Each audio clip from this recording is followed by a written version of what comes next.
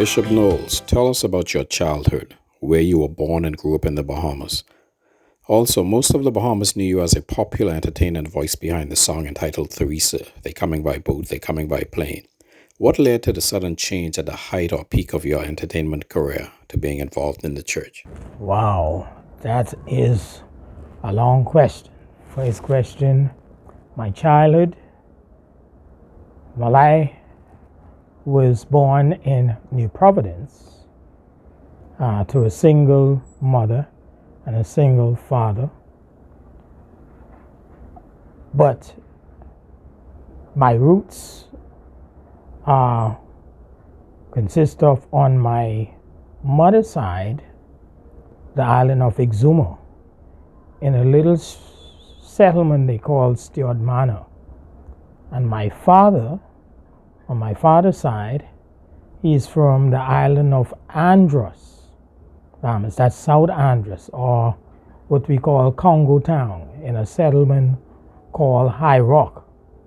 My childhood upbringing was interesting, very interesting.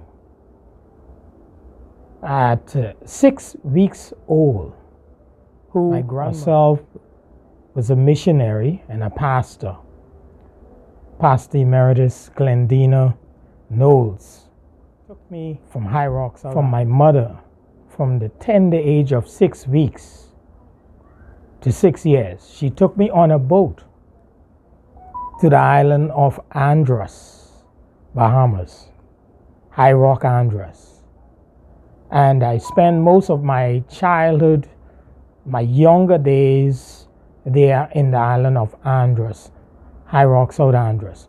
My grandmother being a missionary, and my grandfather was a deacon in the church. I think it was Mount Zion Union Baptist Church there in High Rock, South Andros. The church was only a step away from the house. And so every Tuesday evening, Wednesday, it was church, prayer meeting. Sunday evening was BTU. And I had to, when not going by myself as a child, I had to accompany my grandmother. My grandmother, by extension also, after my grandfather migrated to the United States of America in Fort Pierce, Florida. My grandmother, being a missionary, a traveling evangelist, she traveled from Titusville, Florida, Jupiter, Florida, Orlando, Florida, even upward to New York, in North Carolina, South Carolina. But in Fort Pierce, there was a church there, a Baptist church. There were many churches, and I would accompany my grandmother there in the churches, and she would have me sing, especially when she would, before she come on to preach. And then she had a radio program, and she would have me come on and sing. She loved me to sing the song, This Little Light of Mine, not knowing what she was instilling in me at that time. Well, at the age of 6, my mother decided that it was time for me to go and be with her parents on the island of Exuma. I went there, didn't escape church because they were strict disciplinarian themselves, and both of them won the churches. You had Mother Melvinia Clark, a missionary. You had Timothy Clark, my grandfather, a.k.a. Bro Jolly. He was a deacon, and he carried around a rope in his pocket. And it was every church. Sunday evening again, it was BTU, or what they call Sunday evening, Sunday morning, Sunday school. And so I could not have escaped it. With both grandparents being strict disciplinarians and God-fearing person. So my childhood was interested. Every summer, I would travel from Exuma, from the island of Exuma, upon school closing for the summer, to Andros, to the island of Andros. Then my grandmother would take me to the United States, and there again it was church. And when I got a little older, just when I started high school, at the age of 14, my cousins on the island of Exuma had a band, and they used to be practicing on the hill. They call it Jolly Hill, everyone Stewart Manor.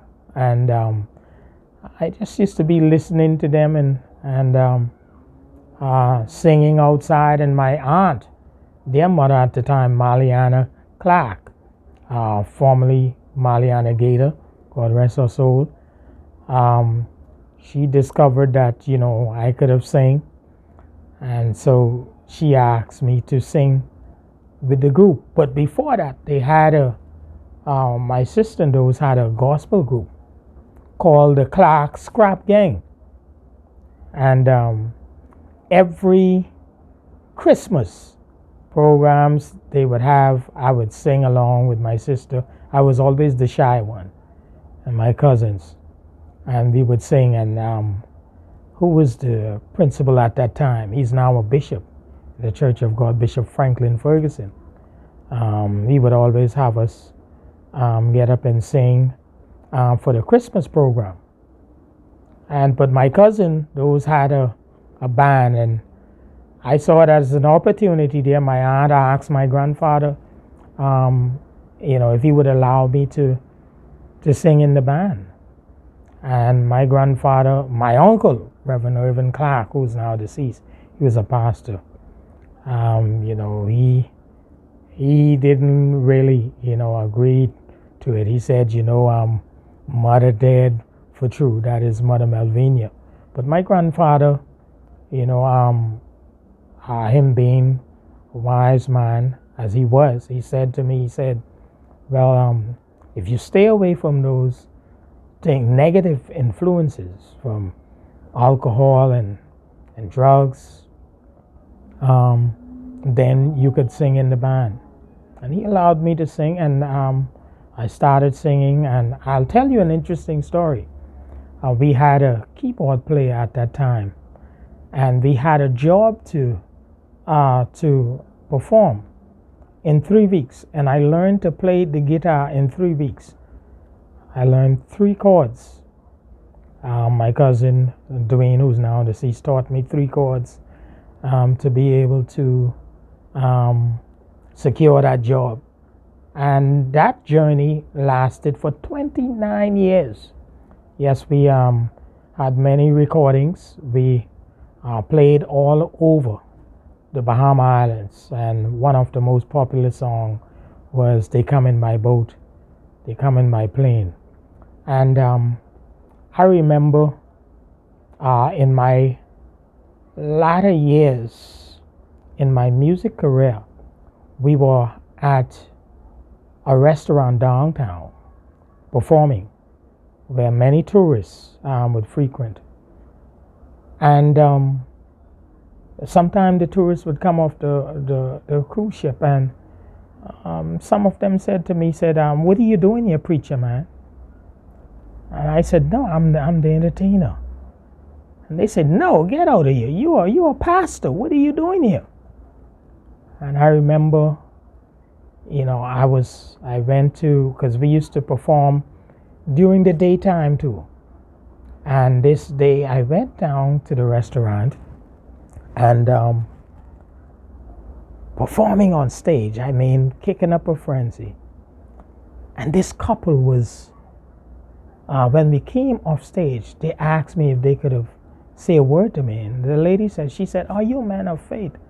I said, yes, I am. She said, I figured that because we could see it all over you. But during that time, my latter years in the secular, it was like God was always working on me. because I had, a drowning incident, near drowning incident where I had an outer body experience.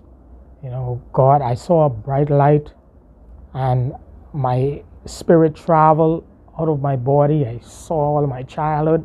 I was looking down at myself covered in the sheet, and they had pronounced me dead. But miraculously, I survived that ordeal, and God was working with me from then. But when you started something so young, you wanted to see what the end would be, and so I was seeking stardom, and so I was hearing the voice of God, but I wasn't heeding the voice of God. The word of God said that train the child in the way he should go, so when he's old he'll not depart from it. And I believe that my childhood upbringing, all of that nurturing in the church with my grandparents on both sides of my mother and my father, was what carried me and what was nudging me on to change my life. I got caught up in a lot of things that I should not have been, but God was always speaking to me. And I got to the point where my feet was giving out on me, and my voice, my throat, I had bleeding from this constant bleeding from my throat and pain, and it would excruciating pain. It would be so hard to, just get through a 15-minute set.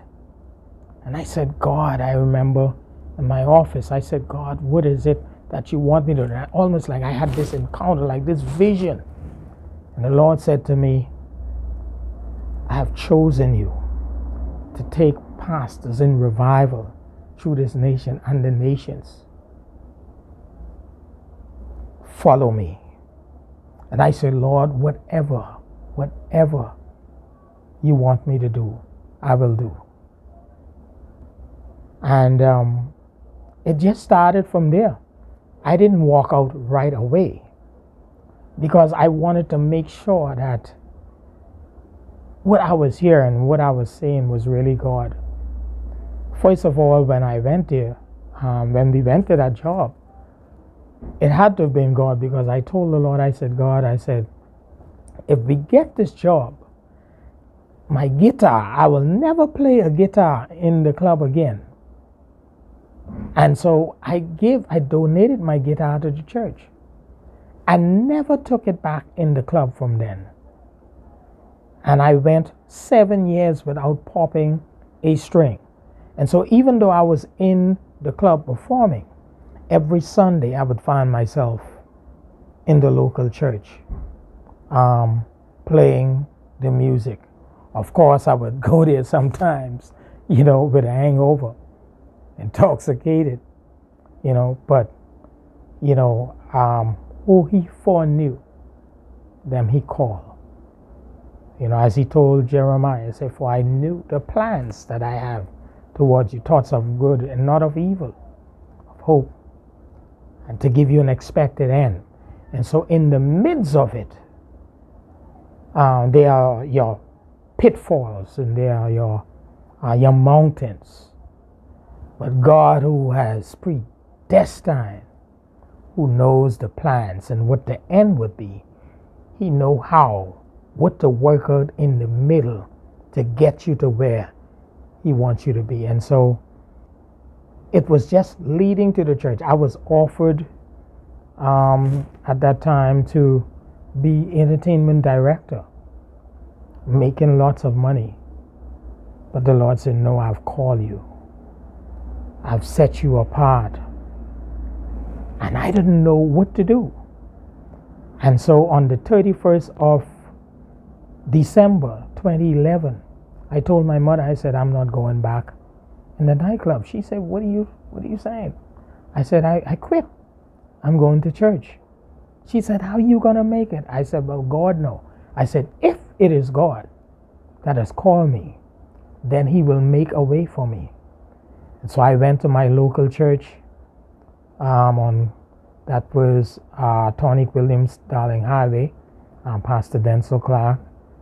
And when I got in the church, everyone was surprised. They said, this is your big night. What are you doing here? I said, I know this is my big night at my church. But lo and behold, my name was on the program to do the invocation. And the prayer response was, I say, yes, Lord, yes, to your will and to your way. And I never look back from that day to this.